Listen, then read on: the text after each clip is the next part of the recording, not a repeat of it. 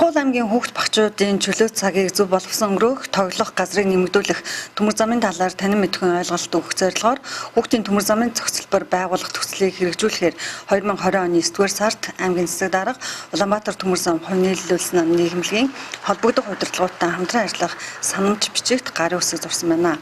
Үүний хүрээнд цаашид хэрхэн ажиллах талаар хоёр талын төлөөлөл өнөөдөр цахим хурал хийж харилцан санал солилцлоо.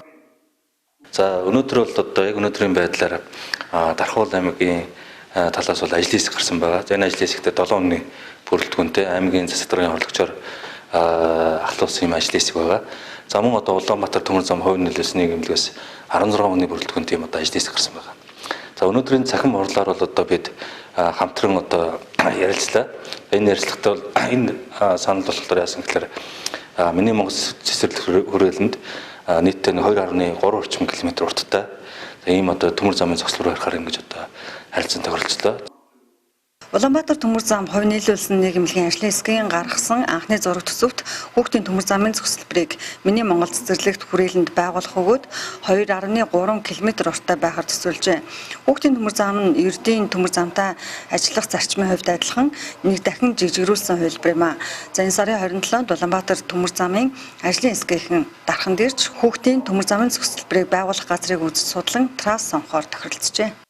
За эх 7 хоногийн 3 дахь өдөр одоо яг газар дээр нь одоо Улаанбаатар төмөр замаас одоо тодорхой хэмжээнд одоо энэ ажлын хэсгийг ирээд энэ дархан хотод ажиллах юм. За энэ ажиллагатай бид нар миний Монгол цэцэрлэг төрөлөнд трасс сонголтын ажлуудыг хийн. За мөн одоо газрын асуудал, за хөрөнгөний асуудал байгаа. Хоёр талаас одоо энэ хөрөнгө гарах хэвээр.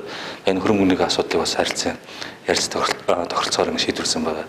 За нийтдээ одоо энэ зохицолборын хүрээнд хийгдэх ажил бол 3 орчим тэрбум төгрөгийн хөрөнгө оруулалт ажлыг хийсэн.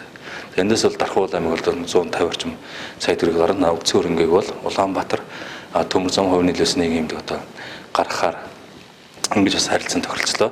За цаашдын ашиглалт одоо үүсгээг бол энэ Дархан хотын одоо төмөр зам одоо удирдах байгууллагууд энэ арчлалт, ашиглалт, хүн хүч, харуул хамгаалтын асуудлыг шийдвэрлэхээр ингэж одоо тохиролцсон байгаа.